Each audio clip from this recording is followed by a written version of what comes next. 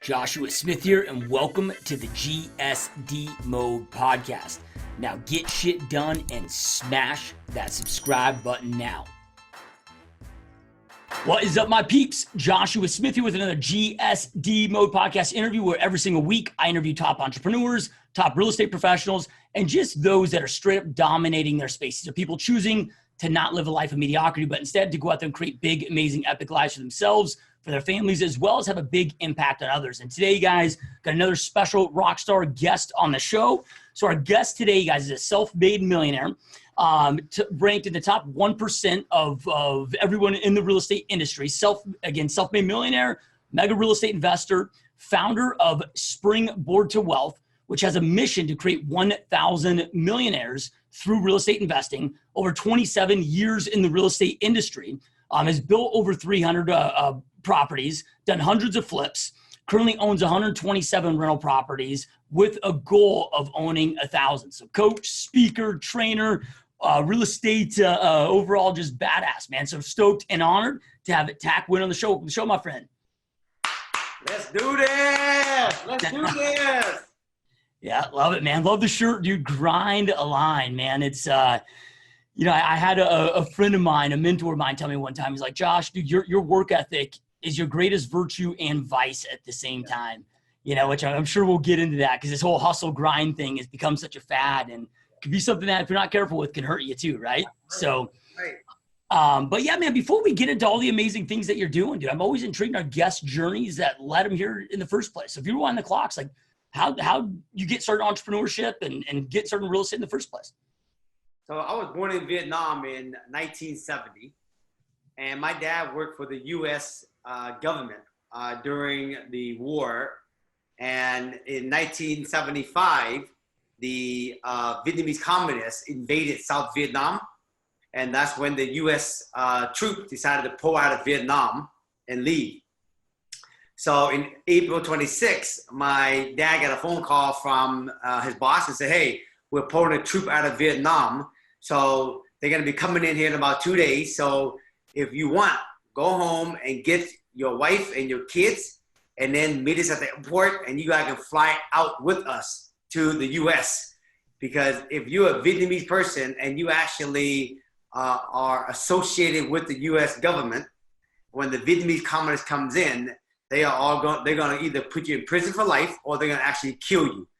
And so my dad called home and told my mom, hey, I'm coming home to get you guys, get everything, pack up, get the kids. I'm going to come get you guys. We're going to go to the airport. We're leaving with the U.S. government. We had one suitcase. We had $100. And at that time, my mom was pregnant with my sister. And then I have 4 brothers during that time. We went by. My dad came home, picked everybody up. We went by trying to go get my uncle, my aunt, little guy to come with us. But nobody was home during that time. Nobody knew that the evacuation was happening. And this is what I'm a big believer today. I'm a very spiritual person today, more universe and energy. But that's to show you that a lot of my auntie, my cousins, all wasn't destined to come to the United States. And still today, they can't come to the United States because, there's a whole thing where they don't allow refugees to come over here. So then no one was home. So we had to leave without them. We left out of the last airplane out of Vietnam with lots of chaos before we got on the plane. We left on the last plane. We landed in Camp Pennington in San Diego. They made that the homeless shelter for all the refugees. We lived there for about a month. And then Governor Evans from Washington State helped migrate a lot of the refugees up to Washington. We lived in a homeless shelter in Washington. We were the first family to step foot in Washington State. And our journey began, man. We lived in a sponsor house for about 2 years. My dad got a job up in South Seattle and as a custodian, and eventually became a social worker. And then we moved into this little, I had a picture of it up in my house, but 2-bedroom, 1-bath house, man, for 8 of us, unfinished basement. In the wintertime when it rains, the basement will flood downstairs. But that was a palace, man, compared to where we live, in the homeless shelter. And I grew up in Rainier Valley. If anyone in Seattle didn't know Rainier Valley, it's like East LA. And I grew up there, and then I went to school, graduated from high school with a 2.8 GPA. And I tell people today, It ain't your GPA, man. It's your clarity of hunger that's going to get you to where you at. And but you definitely want high GPA, but don't think a high GPA is going to get you anywhere in life. Okay, it's the hunger it's going to get you in life. And then I graduated from high school. Didn't really know what I wanted to do. My two older brothers, they was in the aviation business. One was flying, one was fixing airplanes. So I figured, you know, I'm going to follow their footsteps. I graduated in 91, and I was inspired. And I was parking car at a Chinese restaurant. I was working at Safeway as a dairy manager, and I was working at a body shop. And I didn't want to go to college with my brother and those guys. So I decided, man, to just do that. And one day I was parking cars, and my friend says, "Hey, you should do real estate. I'm taking my test. You do well at it because, you know, you got a mouthpiece." And for some reason, I was inspired. And I always tell people, always follow your inspiration, not the money. Okay? Because when you follow the inspiration, the money always follows. So for some reason, I followed my inspiration, and I got my license. I was 21 years old. I was the youngest agent ever got the license in the state of Washington. And I went and door knocked this real estate office. Happened to be a really good office, a Windermere office, big name. And they basically taught me all the basic. But the first 3 years, I wasn't very successful. I just sat around waiting for business to come to me. And 1994, I met a guy named Mike Ferry. And Mike Ferry says, "You want to be successful in this business? There's 3 things you got to do. You can sit around wait for business to come to you, but it's going to be very hard to duplicate it, make it make it duplicatable. 2, you can run a lot of ads, spend a lot of money, but also that's going to be hard to duplicate and make it scalable. And then 3, go out there and cold call, door knock, and go find the business, especially if you got no money, and you can track your number. You can duplicate the result over and over and over." And I was so dumb, like Forrest Gump. I was like, "Shit, that sounds easy to me. Let's get going." And he charged me $300 every other week for 30 minutes coaching. And he had me memorize these scripts. He said, "Memorize these scripts, and I want you to go door knock as many people as you can." So I was so stupid. I was like, okay, well, I got nothing else to do. Every day, bro, 9 o'clock in the morning, I got dropped off by my wife. She took the car, so I couldn't actually cheat. I door knocked from 9 o'clock to 1 o'clock, 5 hours a day, because I made a commitment to door knock 100 doors. I did 100 doors a day. It took me 5 hours to do it. I did it Monday through Friday for 10 years straight. I read the script over and over and over and over. And the first year I door knocked, I did about 10 deals. And then the second year, I got better at my skill, my mindset. I kept working on it. And that went from 10 deal a year, 20 deal a year, 30 deal a year, 40 deal. And I started with Mike Ferry in 2000. I started real estate in 1991. I met Mike Ferry in 1994. By 2004, I was selling like 15, 20 homes a month with me, my wife, and one assistant. Yeah, that's awesome, man. That's crazy, dude. So then, you know, you talked about the GPA not mattering. It boils down to your hunger. That's right. And with how you grew up and what you just went through with your backstory of that. I mean, was that hunger always there just from going through what you went through and watching your parents and your dad, you know, come here and climb the ranks as he did? Was something that just kind of always existed, or did it not really hit until you got into real estate and met Mike Ferry? That's a good question, man. Because, you know, today I always tell people it's hard to instill hunger in somebody, right? But what helped me got hunger is exposure. I got 4 brothers and a sister. And I'm like the only millionaire in the house, right? And my brother and sister was born from the same mom and dad. The only difference between me, my brother and sister, is I was exposed. When I met Mike Ferry, I got exposed to, you know, all these great people, from Brian Tracy, Tony Robbins, you know what I mean? All these great different mentors. I got exposed to these people, Wayne Dyer, Deepak Chopra. I got exposed to all these people. And on top of that, I got exposed to their lifestyle, how they live, the amount of money they make, how they travel, their mindset, their wealth. And I got exposed to that. And so, of course, when you get exposed to that, they say who you hang out with, who you become. I started actually, that bled into me. And that actually created the hunger for me to go out there and create goals and go after it. But my brother and sister never got exposed to those type of people early on. And so since they never got exposed, I don't think that the hunger actually got instilled in them. Yeah. You know, sometimes when people ask like, what does it take to be successful in entrepreneurship? And, you know, I've been kind of torn on this because you can go through all the tactics and the skill sets, but it's just like, man, some people just have that drive and others don't. And I always wonder, can it be taught? Right. Can somebody have that? Like nothing scares them more than the thought of dying average. That's right. Right. Like some people just have that drive and then others don't. And that's true. Do you think that exposure, having that exposure from because you went from not having it to having it. That's right. Is that what you think is the most critical point? If it's like, man, I want to be successful, but you're still sleeping in every morning and you just don't have that innate drive. That's right. Can you hack that through that exposure? I think it's a whole bunch of things, bro. Like today, I have a 13-year-old and an 11-year-old. I don't make it easy for them, bro. I don't want to spoon feed them. They gotta go through tough. They want Yeezy, they gotta go work for Yeezys. You know what I mean? Right? They want nice shit, they gotta go work for nice shit. A lot of people in my caliber, they make it so easy for the kid, and all they do, they crippling the kids. And so I make my kids, they earn everything, even though I can give it to them. You know what I mean? So they gotta earn it. They want nice shoes, nice clothes, they gotta go earn it. You know what I mean? And then I think it's the upbringing, how someone was raised. That's one.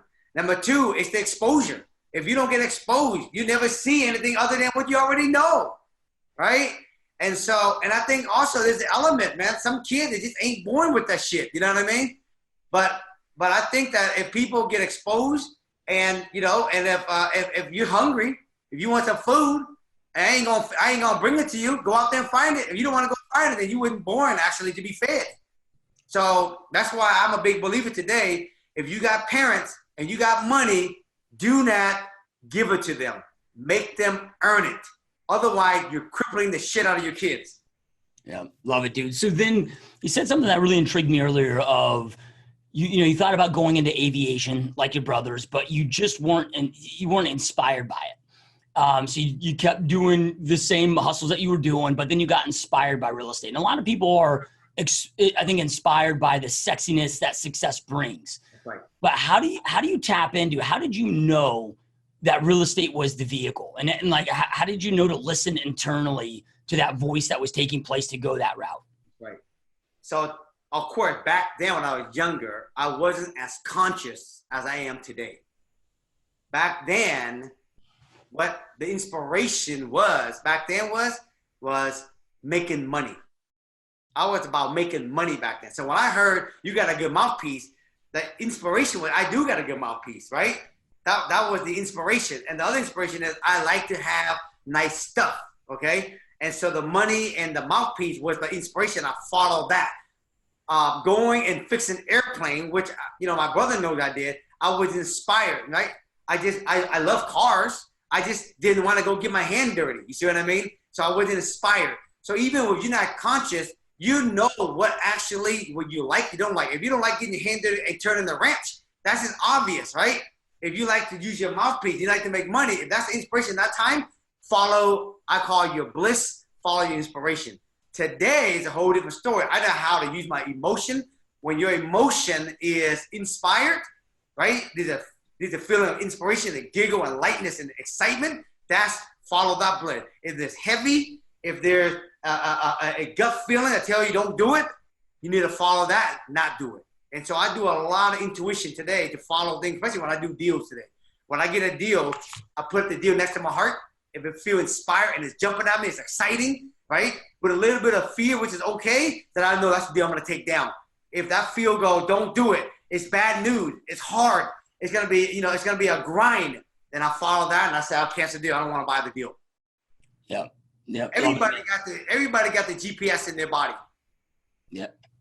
Sometimes we get caught up with the bling, with the shit that, everybody want. I want the money, I want the Rolls Royce, I want the fame. And then that shit blogger their focus, and they don't listen to the intuition. Everybody got intuition. They don't listen to it because they let sometimes the thing, that external thing, the bling bling, actually detour them. And they go blind from that versus listening to the intuition. Yeah. Yeah. Warren Buffett talks about that a lot of him attributing his success to his father teaching him the importance of the internal compass and not the external compass. And he's like, you can't create fulfillment unless you follow your internal compass. External is all the fancy shit. Like you need, other people to see you be successful for you to be fulfilled. And the internal is, but in order to tap into that internal, Right? It's like you got to identify what your North Star is and like what your personal core values are. And, because one thing I was reading in your bio was not that you want to just create 1,000 millionaires, but 1,000 happy millionaires, right? Which there's on that journey to creating financial success, man, a lot of times you lose the happiness. Absolutely. So how important it is for you to be able to tap into what you do today and really live life to the fullest extent. How important is it to really tap into those core values and identify what your North Star is so you can make those decisions? I tell you, bro, it's funny you ask me that because I'm a big believer that if wealth to me today, if you would have asked me what wealth is, if you would have asked me what wealth was back then, I would have told you wealth is about having nice stuff. You know what I mean? Having all the fame, having all the trophy, being recognized number one, right? Being recognized, being the top real estate or top investor in the Seattle market, all that stuff. Today, I'm gonna tell you what wealth is to me. Today, wealth is family. Wealth is balance. Wealth is joy. Wealth is peace of mind. Wealth is spending time meditating. That's wealth. And also on top of that, money, right? But you and I know there's a lot of people out there that got money that ain't got peace of mind. That ain't wealth. I wouldn't trade that for nothing. I'd rather have wealth. I'd rather have peace of mind and have less money. But there's so many people out there that's so hunger on chasing after the money, right? I'm going to read this quote to you later when we get done. Remind me that, okay? But here is my core value, right?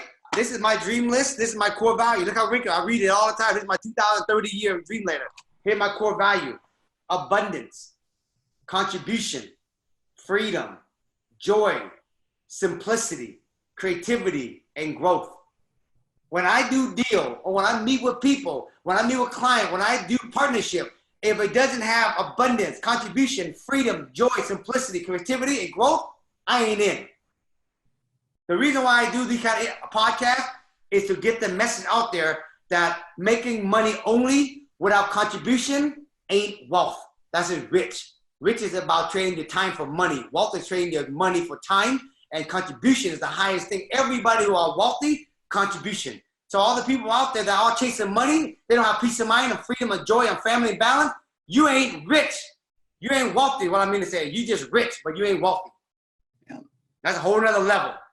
Yeah, love it. Well, and then, I mean, by you having those words that you broke down, your own personal mission statement, if you will, it makes decisions very easy, right? Because if that deal, maybe it looks great on paper and can make you a lot of money, but if it takes away your freedom, that's right. It does those things that you talk about. It makes it very quick and easy to make those decisions. That's why I say it's a grind, not a line of life. Yep. So what you told me to remind you of the quote. Yep. I will get toward the end. I'm going to read the quote to you by one of my spiritual teachers, the Dalai Lama, right? I'm going to read it to you. Okay. Find it on my phone. Okay. Okay. So then, while you're pulling that up, man, I want to transition, or do you want to go through that first? I don't want to, and we can. Let's keep rolling. Okay. Going with the flow, baby. Going with the flow. All right. So then, while you're looking up that quote, yep. I'm curious of, you talked about what you did in real estate, met Mike Ferry, and most of our audience are real estate agents. Yep. And I get, okay, hey, you're door knocking 100 doors a day. It's taking you 5 hours. So you're going from 10 deals to 20 deals to 40 deals. But then you got to a point where you're doing 15 deals a month with a small, tiny team.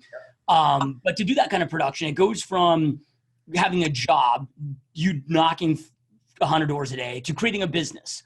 What was that transition that you made that allowed you to go out there and do in a month what you were doing in a year? Like, what were those big key differences that you shifted in your real estate business to do that? So early on in my career, I was all about making money, okay? I was all about making money, and I wanted to have nice stuff. And that was a grind because nobody wants the money. They want what the money can actually do for them or give them a certain experience, right? But everybody get caught out, I want the money. No, you don't want the money. Nobody wants the money. They want the experience of what the money can give them, right? And so one day I met a mentor, and a mentor said to me, listen, you can sell a lot of real estate and you can be rich. And rich is trading your time for money. But when you have kids, that you want to be wealthy. You want to be able to trade your money to have time. You want to be able to, like the tree. You want to have the tree outside, and you want to have that tree growing when you're asleep. That's wealth. And it dawned on me, right? That's why owning real estate is way more important and more satisfying and more dreaming big than actually selling real estate. And then he said to me, Thatch, think big. Selling real estate is just a vehicle to actually owning real estate. So go out there and sell real estate, but that's not the end journey. That's not the end game. That's just a vehicle to get you to owning lots of real estate. So that later on, all your real estate will pay you so much passive income, then you can choose to work where you want to work, when you want to work. And the thing I want to tell you, real estate agent, lender, flipper, wholesaler, investor, right? All the people, entrepreneur, everybody out there, all of us, that's just a job. It's a dead-end job. The only difference between us and someone out there make 9 to 5, we just make more money as a real estate agent or a lender or a flipper or a builder. But the problem is that if you break a leg, lose your voice, you're out the business. You got nothing. So what he said to me, selling real estate is a vehicle to wealth. And that dawned on me. And so that was the inspiration, bro, that actually got me going, okay, he taught me how many doors do I need to have? How much passive income do I want to have so I can actually be out of the rat race? And at that time, I needed to have 25 door free and clear to bring me 30 grand a month to be out of the rat race. And I needed X amount of money to buy 25 door. And that was the fuel that got me doing like 100 doors a day with a different purpose, with a different perspective. I wasn't knocking just to knock to go make money. I was knocking with a purpose to make some money so I can buy me some rentals so I can get that goddamn thing paid off so I can be out of the rat race. And I'm going to tell you, I speak all across the United States, bro. And every time I speak in a room, 1,000 people ask him, how many of you guys in the business for 10 years, raise your hand. More than 10 years, raise your hand. And they all raise their hand, like probably 50, 60% of the room. How many of you own rental property? And only about probably less than 10 hands go up out of 1,000 people in the room. And I tell people, we're on the front line. And for you guys not to own real estate, goddamn, shame on you guys. Love it, man. So then, you know, I think our listeners understand the importance of owning real estate. And dude, and you're right? When you're selling real estate, it's like you close a deal, now you're unemployed again. And you have to start at zero every month and creating that passive income. You know, I think it's every real estate agent's future dream is to get to the point where, shit, if they choose to, they're their own client. Right. How did you, once you got that information and you knew, okay, hey man, now I got clarity on my purpose and what I want to truly go out there and create and build. Right. You know, what did it look like then from there? Like how did you go out there and get started with that? Because it sounds like you bought these deals free and clear. You know, and let me just add one thing to that question of not just how do you get your start, but the advice that you would give a real estate agent today. Because as real estate agents, man, we're really blessed where you can master your product. I can go out there and start representing investor clients, right? So I can start really learning the investment side of the business and not taking on the risk as I'm learning it.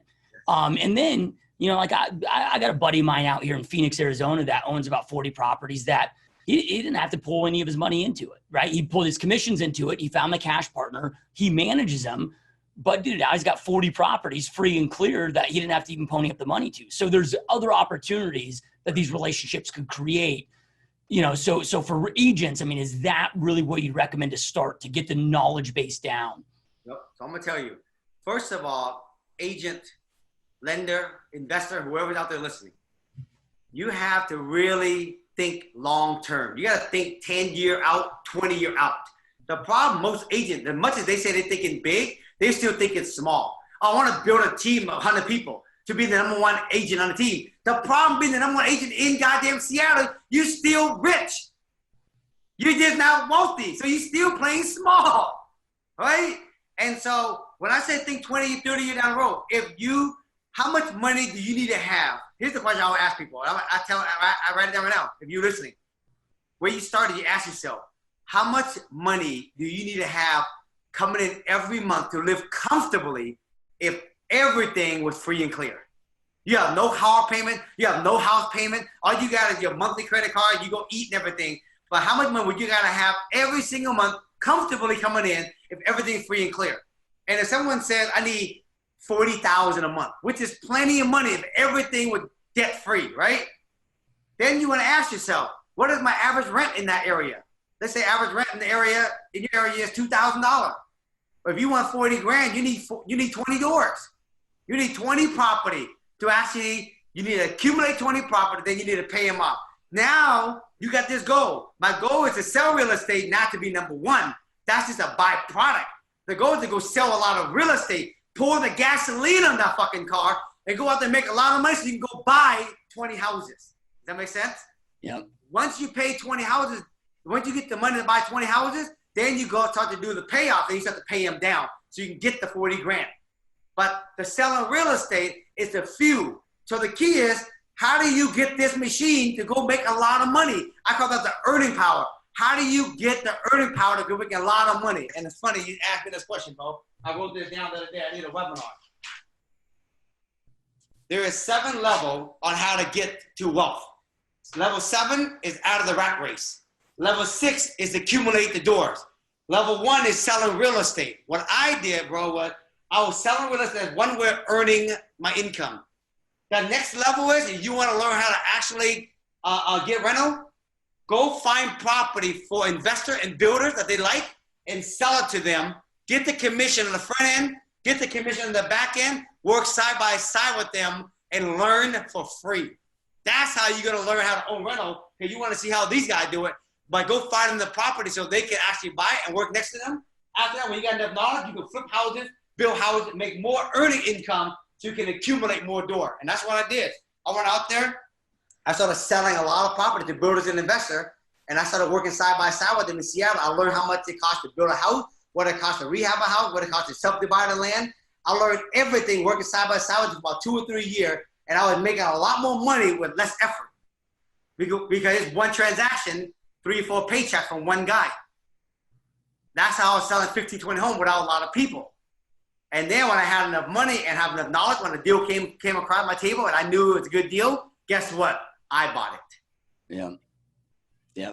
And that's how I built my wealth. What's it called? So today I want to tell new people, the next step, if you're selling real estate, if you want to learn how to get to the top, go and find property that fit builders and investors.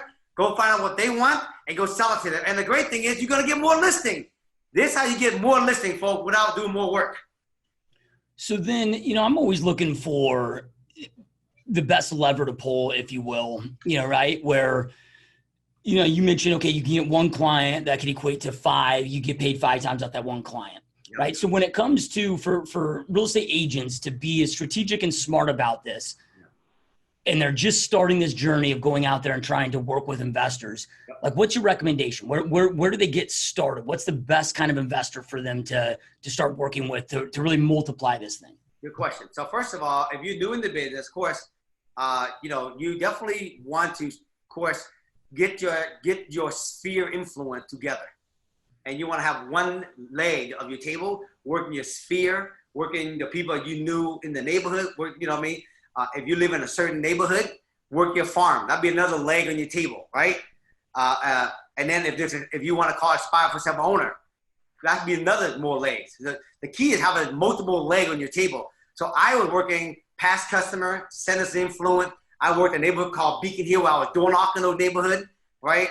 And I was calling a spy for sale by owner, and I was doing all that. And then what happened was, as I got going on it, then I started seeing new construction house in the neighborhood. I started seeing homes that's on the market that's remodeled. And so what happened with this one guy, he's a builder. I happened to meet him, and he said, hey, Thatch, if you find a house with a big lot, sell it to me.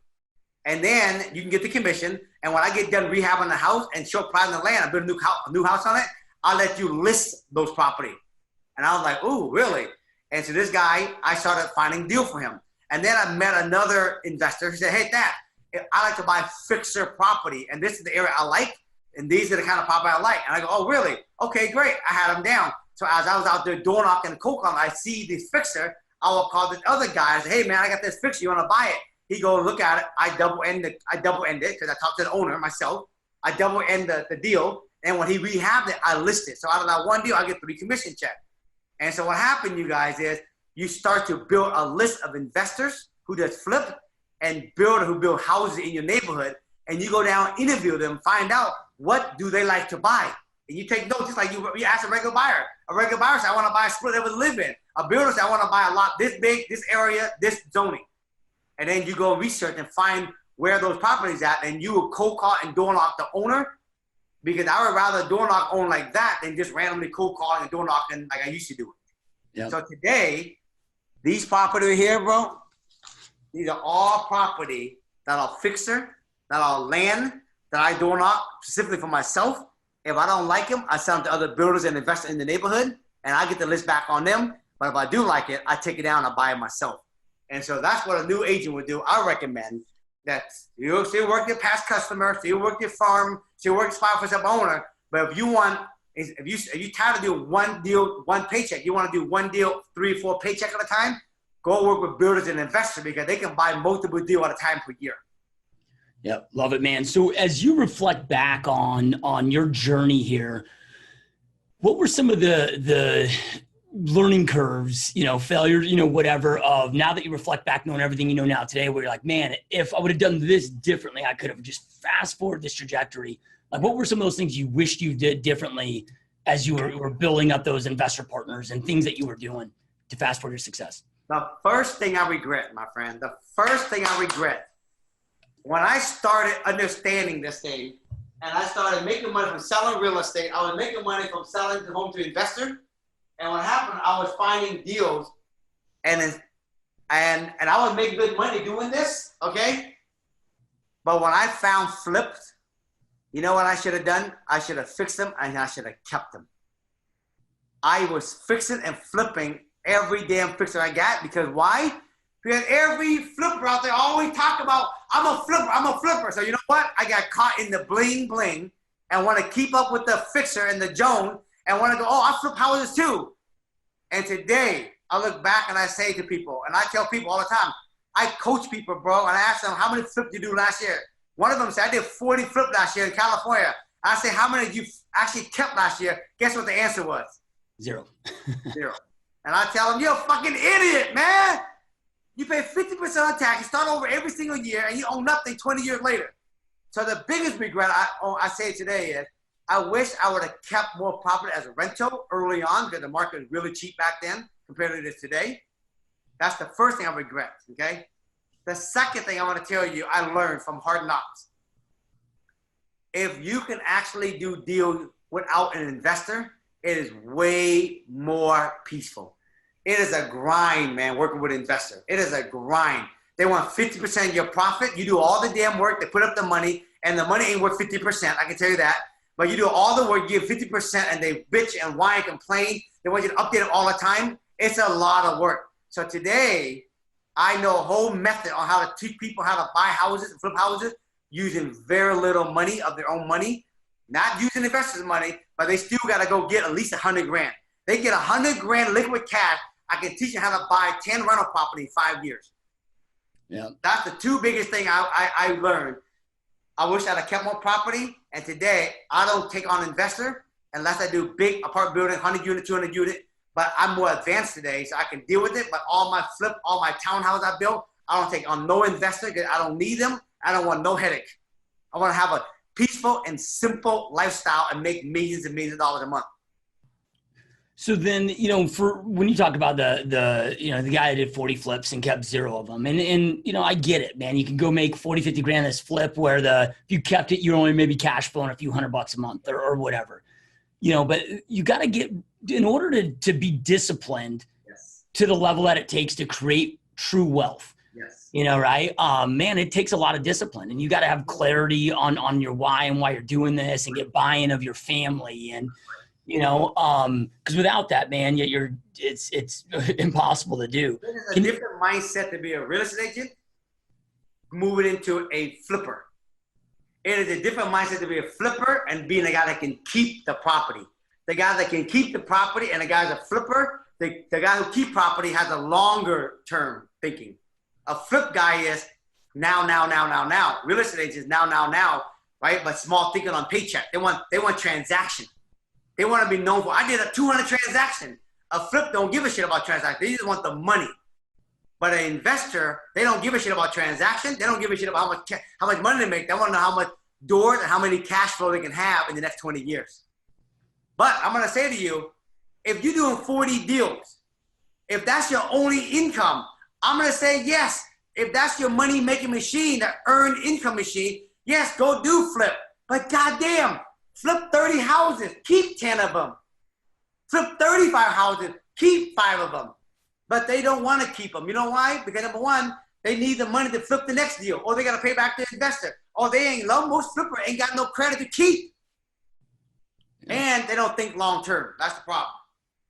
Yep. Love it, dude. So yeah, I remember having a mentor of mine tell me at one point, he's like, you know the difference between you and me, Josh? I'm like, no, what? And he goes, I'm actually wealthy, and you're trying to convince the rest of the world that you're wealthy.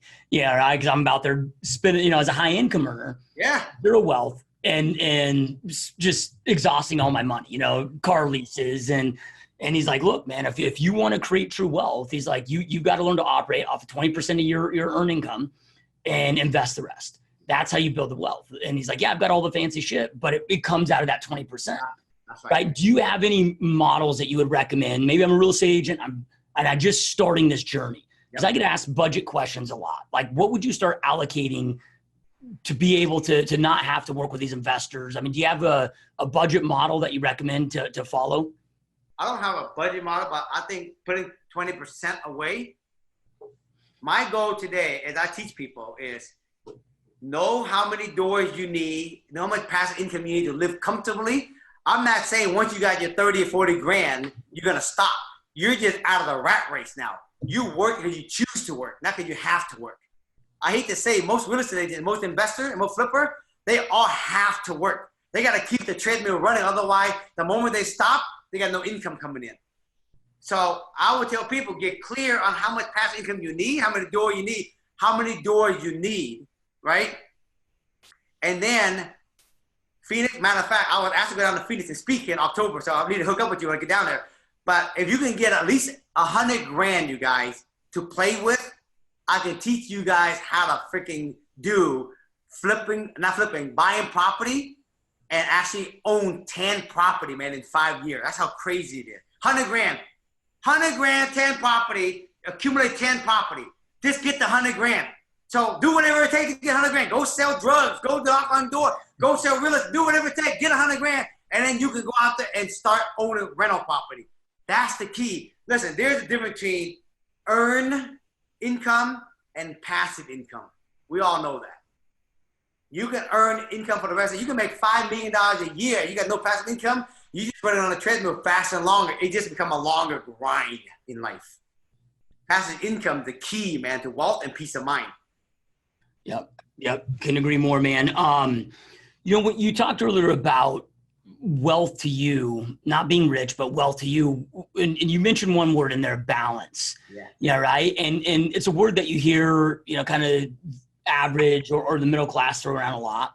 Yeah. Right. And then, I was listening to Grant Cardone's Be Obsessed or Be Average. And then you got guys like that are, that talk about no balance or whatever it may be. What is that? How do you go out there and create the success that you're creating and find balance? Or does balance mean something different to you than it may mean to somebody that your average middle class American? So I'm gonna go ahead and read this quote now because it's perfect on this question, and I'm gonna answer it then. Okay? Yep. Here's what balance means. Not everybody get this, bro. And I'm not gonna drop no name on this right now because there's a lot of guru out there. A lot of people follow, in my opinion, based on what they preach. They don't believe in this quote. And if they don't believe in this quote and they don't live by this quote, they don't have balance. So here's the quote. They asked the Dalai Lama, when asked what surprised you most about humanity, the answer is man. Because he sacrificed his health, his family, his well-being in order to make money. And then he sacrificed money to try to recuperate his health, his family, and his well-being. And then he is so anxious about the future that he does not enjoy the present. The result being that he did not live in the present or in the future. He lived as if he had never going to die, and then died having never really lived. That is balance. Yeah, it's powerful stuff, man. That's balance. Yeah, I mean, a lot of people look at balance of, okay, I'm going to get 8 hours of sleep, 8 hours of work, 8 hours of leisure time. Yeah, right. Where it's like, hey, man, I might have to grind 10 hours a day to take care of my family and to go out there and create the passive income and wealth. Maybe I spend, 2 hours of amazing quality time with my family. Maybe I'm in the gym 45 minutes. So it's not all the time is allocated the same. That's right. But you're still present and you're still investing those things and not losing your health, as you talked about, right? One of the disappointing thing about the Asian culture, I live in a neighborhood that's very expensive in Seattle. It's called Mercer Island, okay? On Mercer Island, there's a bunch of really wealthy Asian people. Any Asian will understand when I say this, okay? It relates everywhere across the world. I live on Mercer Island, and they have some really wealthy Asians. I'm picking on them because that's my culture. I'm just speaking how it is. I'm keeping it real.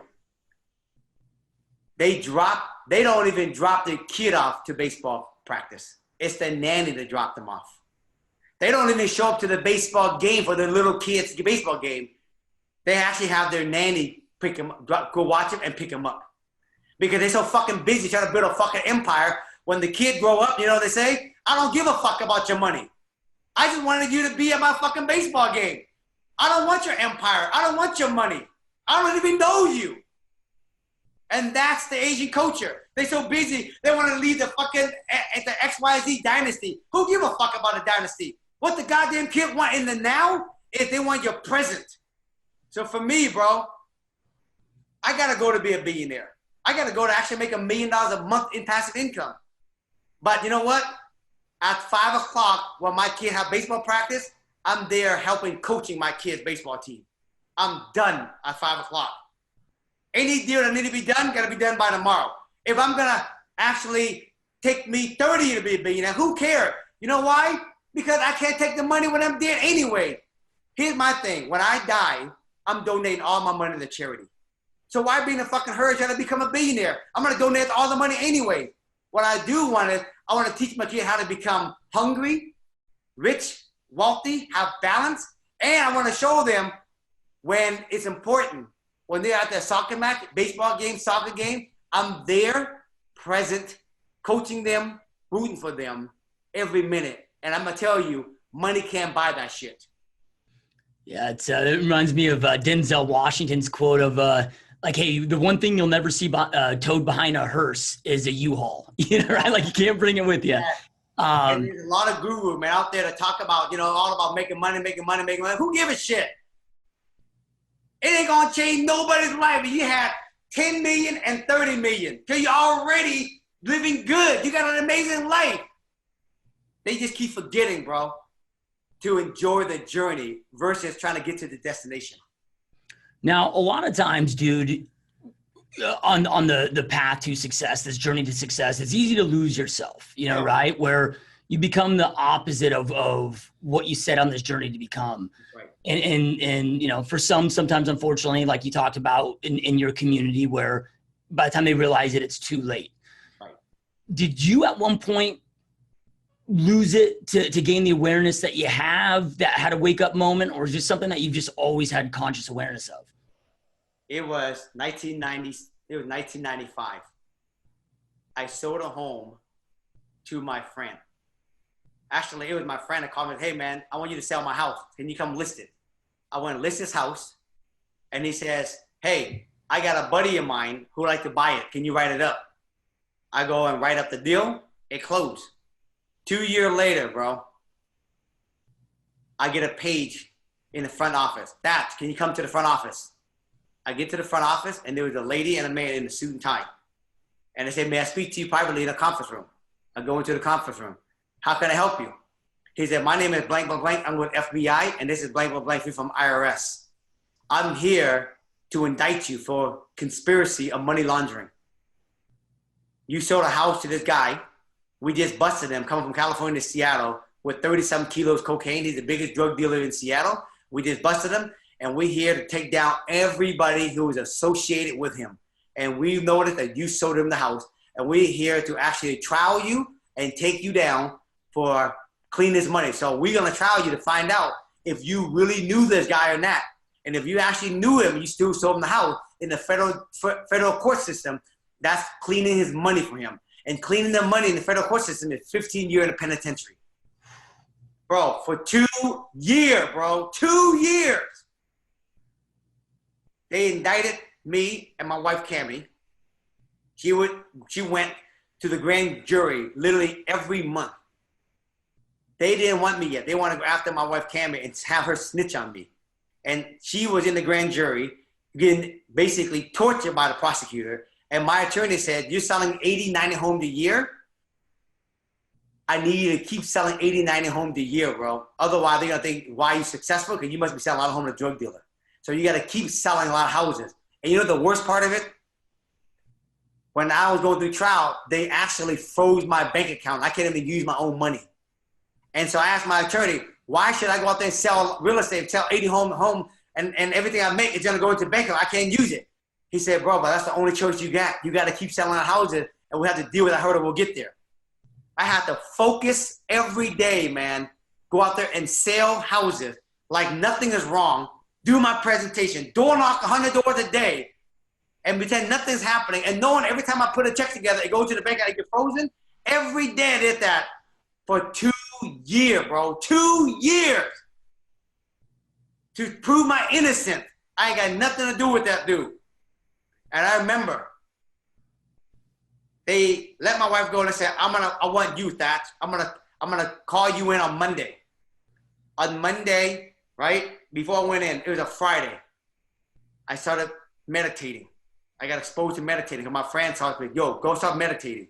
I was on my knee and I prayed to God, get me out of this mess. I promise you, when I'm out of this mess, I'm gonna turn my life. I'm gonna go make a difference in the world versus all making about money. I wanna make money, or I'm gonna make a difference in the world. Get me out of this mess, please. I'm innocent. You know I'm innocent. I let go, bro. Crazy, I can tell you. It seemed like a million pounds fell off my back. The cloud feel like it's parting. The sunshine is coming through. Monday, they're supposed to come get me. They didn't come get me. I'm sitting at home waiting for them. Tuesday, I'm waiting for him. Friday, a week go by, I'm waiting for him. 2 weeks, I'm sitting at the house waiting. I'm literally waiting for them. A month go by, I call the attorney. Hey, what's going on? I ain't heard from you. He said, I don't know. I've been in business for 25 years. Someone said they're going to come get somebody. I have never seen this before. And in that moment, I realized my prayer was answered. That was my mission. I turned around. Today, my mission is to inspire and empower billions of people to reach for the golden dream and see that anything is possible by me going out there and living and sharing my own journey and my own dream. That's my vision in life. So go making billions of dollars today, having thousands at the door, having millions of dollars in passive income. It ain't for me, bro. It's to inspire other people. If this fucking Vietnamese kid from Vietnam come from nothing and gone through what I will do, anything is possible. And that's what I'm here on this planet for. And that's the inspiration side. That's the balance. That's the alignment in life. And very few people don't ever listen to it. You know, everybody, they crash in life, but they don't want to listen. That's the ticket that say, wake up, man. Wake up. I'm trying to help you find balance in life. But they're so busy chasing after the next goal, the next Rolls Royce, because everybody else out there flashing that shit. That's why on my Instagram, I tell people, it's great to have the Rolls Royce. Find balance before you find the Rolls Royce. Yeah, love it. Powerful stuff, man. And during that moment when you found, you know, that your prayer was answered, you know, right? Like you had to commit to your piece of you know, part of that with the contribution. Is that what then after that moment led to Springboard, or did that come after the fact? But that was the turning point where you knew that was the eventual path you wanted to take? That was my turning point to realize that selling real estate is just a vehicle to give me the opportunity to make a lot of money, which I'm blessed to that. But then I need to do good with that money. And so I started buying a lot of houses. I started buying rental property. I didn't want to get doors, but instead of renting it to regular family, probably about 30–40% of my property I rent to affordable housing in Seattle. So I can help low-income family actually get a leg up, because someone helped my family get a leg up. So my mission today, I make a lot of money through my earned income, and I use it to go create more rental property. But a bulk of my rental property in Seattle, I designated to actually rent it to affordable housing and less fortunate family and help them going in their life. And that's part of my mission, to build houses and create houses for affordable family and, and that kind of stuff. And as I was doing that, a lot of people saw me from me living my life, and they're like, man, I want to have that life. You make a lot of money, you sell real estate, but more importantly, you make a lot of money, but more importantly, man, you own real estate, but you're actually giving back with these houses. You're making a difference. You're creating affordable housing. How do I learn how to own real estate? How do I learn how to do what you do, have the life? And Springboard came to life because I'm the guy like Oprah Winfrey. I just live my life. And my two partners came into my life, Mark Erickson and Stephanie Owen. They both entrepreneur. And one is a mindset therapist coach, and the other one is a real estate developer, Mark. And they came together and they said, "Thatch, let us build a platform for you, and we can help you coach and mentor people who want to actually sell real estate, transition through the 7th level, and ultimately own rental property. And they want to learn how to own rental property and rent it to affordable housing in their town. I can help them."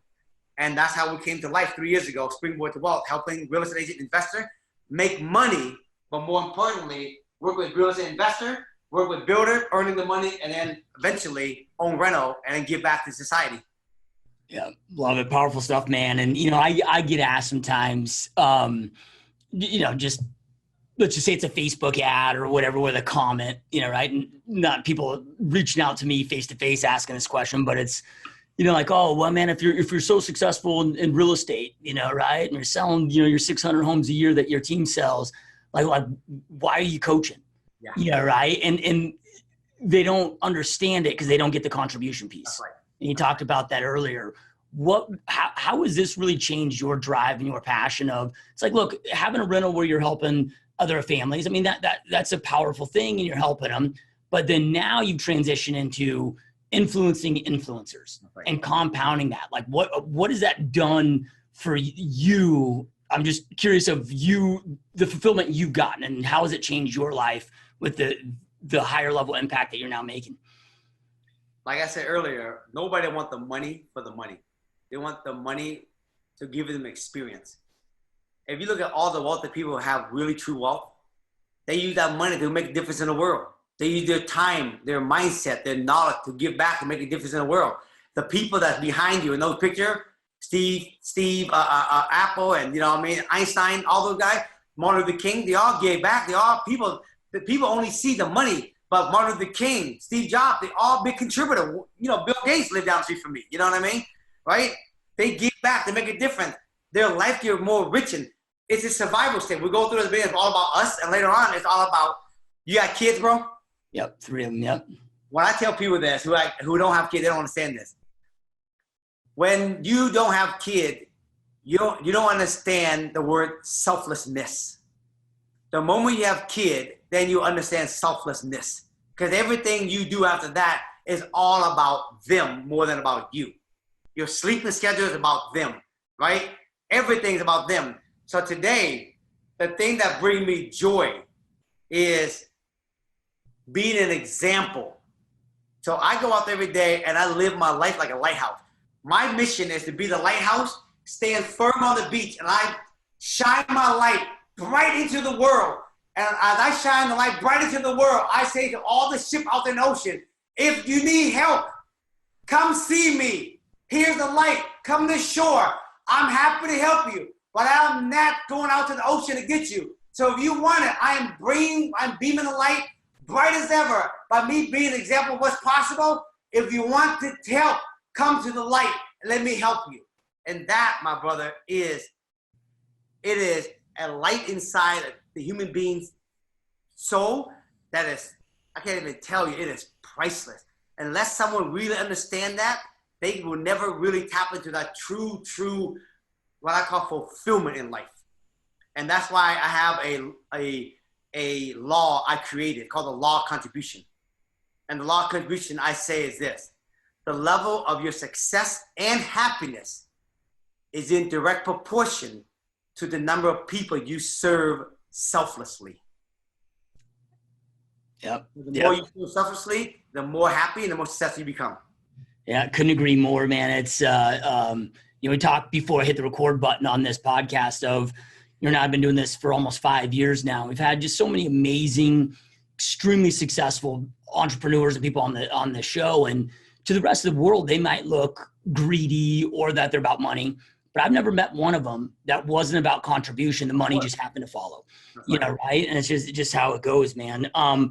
Can you let's talk about if you can. I don't know how you're doing on time, but with your coaching program, man, because I love to learn from people that have actually done it, right? And you're not this like mega real estate investor that had an uncle that was tied to the business that gave him their first loan. Like you built your real estate wealth through selling real estate, right? Which is what our audience is. And I still do it today. Yeah, exactly. Yeah. So, again, man, I don't believe in recreating the wheel. It's just find somebody that's doing it, that's created, do exactly what they're doing. Right. So with that, can you just kind of give us an idea of what the coaching platform is, what it does, what it entails, just for our listeners to just know that it's out there? Yep. So basically, if you was a real estate agent and you came to me and said, "That, this is the question I get asked on Instagram all the time. That I'm a real estate agent. I'm new. I'm an agent, been in the business 10 years. I don't own any rental property. How do I get to a point where I own rental property? Where do I start?"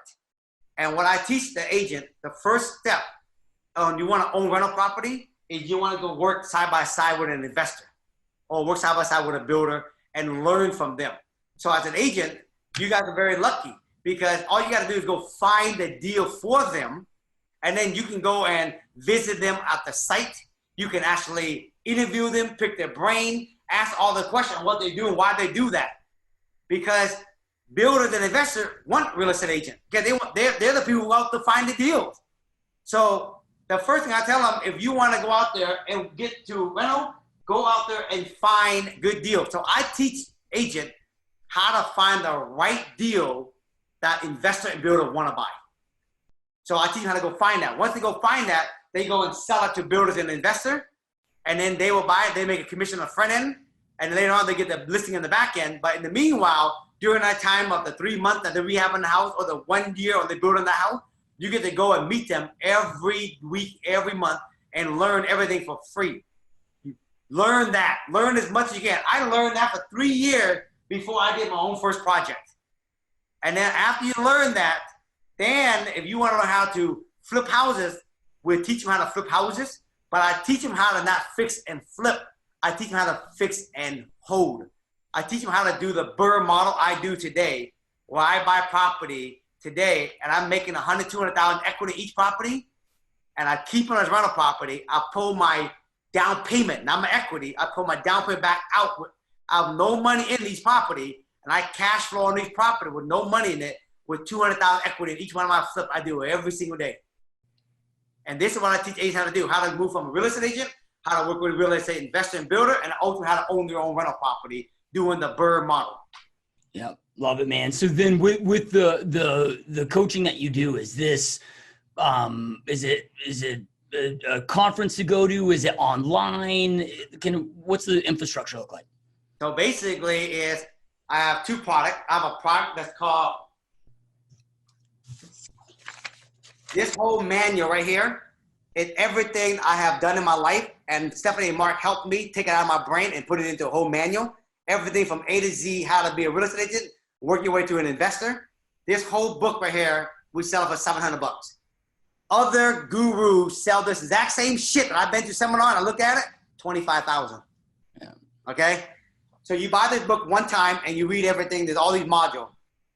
Then we have a weekly coaching call every week, 1 hour live on a Zoom call like this with me, Mark, and Stephanie. And we go through the module and we'll go through deal that I'm buying, deal that my students are doing that we help them with.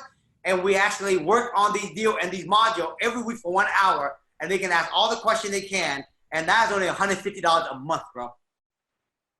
That is so goddamn cheap. I make it cheap because I want people to actually succeed. I don't want to give it for free because they won't do it. But I also don't really need to actually charge $25,000 because I know if I get millions of people doing it, I'll make my money. What I want to do is touch millions of people, not a few people with a lot of money. Yeah, love it, man. So where's the best place to go learn more about this, or somebody wants to go purchase this and get signed up? If everybody right now just text 5X to 55678, okay? This is a 5-step simple manual how to get started. We created this so we can give this for free for people. And when you text 55678, you also will go through and become part of the Springboard to Wealth Facebook community. And every Friday, we do live, Facebook Live with everybody in there. So when you be in there, you can watch the live video. But if you text 5X to 55678, you get this whole guy right here for free, and you can be in the community. And every time we have a special event or a special live event that we do somewhere, I just came out of Vegas. I did a big speaking engagement in Vegas. And one of my friends right now, he's a big real estate agent in Phoenix. He's hosting a big event down there in October. He asked me to come down and speak in Phoenix right now. And he just texted me just now, I want you to come and speak and come talk about this. So we might be seeing each other down there, bro. Yeah, that's awesome, man. Love it, dude. So when you're part of the Springboard, I'll tell you where I'll be at. I'm supposed to be going to Oakland here sometime also in October, also to speak to a big group in Oakland down there. Yeah, awesome. And then wherever you guys are watching and listening, we'll have that text information and the codes right below, so you can go see them in the comments, just in case you're driving while you're listening, weren't able to grab it. Just it'll be in the comments below, wherever you're watching or listening. And also, you guys want to follow me on Instagram. It's my first name and my last name, THACH NGUYEN. Follow my Instagram. I have a lot of inspirational stuff I do in there every single day. Yeah, that was my next question of those that just want to follow you, man, check more out, see where you're speaking, dude, because you're just, such a inspirational, motivational person, dude. So that's love it. We'll make sure to have, yeah, awesome. So we'll have your handles, all that below. One more question for you. I know you talked about the two things that you do differently from a real estate business perspective. But a question I always end the podcast with is, knowing everything that you know now today, if Thach today could go have a conversation with, Thach when you're 21 years old, starting this entrepreneur journey, and give yourself two pieces of advice, just overall life business advice that you feel would have just fast forwarded this trajectory of success, what would those look like? That's funny you say that, because I just made a video on Instagram. What would Thach tell to the 21-year-old Thach? Okay? This is what I would say. 1, stop chasing after the bling bling and slow down and get clear on what's important to you in your life. Number 2, figure out how much money do you need to get out of the rat race. Okay? Selling real estate is the vehicle to wealth, folks. Stop chasing after being number one. Stop chasing after, it's part of the journey. If you go after wealth, you'll be number one anyways. But basically, slow down, get clear on what your priority, what your goal, what's important to you, what's your core value. Number 2, figure out how much passive income you need so you can get out of the rat race. So focus on that. And number 3, you guys, own rentals. Create passive income. Warren Buffett says, if you don't find a way to make money when you sleep, you're going to have to work until you die. Yeah. That's what I'll tell my 21-year-old kid. Yeah, powerful stuff. And those that are watching, listen, I know I interview podcasts with this, but information without implementation is truly just the start of delusion. Information is no longer power. It's taking that information, taking massive action on it, that gives you the power for you to go out there and create the life that you truly want and deserve. And that shared so many amazing pieces of advice with you guys today. Take something that you learn and go out there and start taking immediate action on it. So again, you can go out there and create that life that you want and deserve. And again, below is going to be the way to get that free download resource, get in the Facebook group that shared with you, as well as all his websites, social handles, so you can follow him. So make sure to check that out. Truly appreciate you guys being here. As always, all your support. And Thach, man, I know you're a busy dude, and I truly appreciate you taking time out of your busy day to be here. This has been a lot of fun and been an honor. I'm excited, bro. Thanks for being there, and thanks for actually helping me reach billions of people out there, man. And if I'm heading down to Phoenix, I'm going to reach out to you so we can connect. We'll make it happen, my friend. All right, thank you again. Thank you guys for watching and listening. We'll see you next time. Peace. All right, guys. Peace out. Hope you enjoyed this GSD Mode podcast episode. Now make sure you get shit done and smash that subscribe button now.